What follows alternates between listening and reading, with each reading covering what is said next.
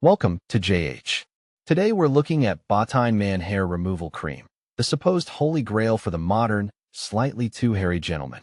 This cream promises smooth, irritation-free skin from your face down to your most sensitive bits, all while being packed with aloe and avocado oil. It sounds like a refreshing spa day in a tube, doesn't it? Well, let's see if this miracle is actually just a bottle of lies. The first red flag is that the math simply isn't matching.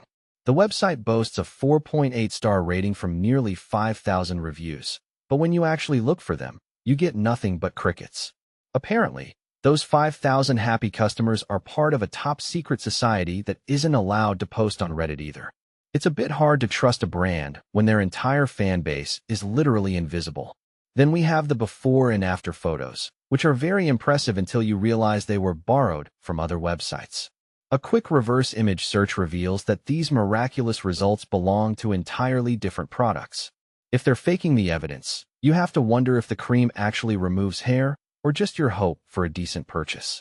It's a bold move to sell a product using someone else's success stories.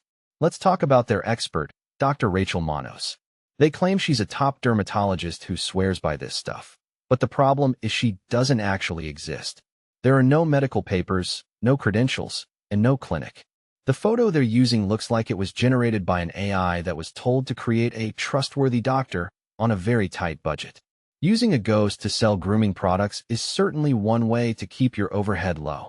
They also claim to be the #1 grooming solution in the USA, an award I'm guessing they gave themselves during a very lonely office party.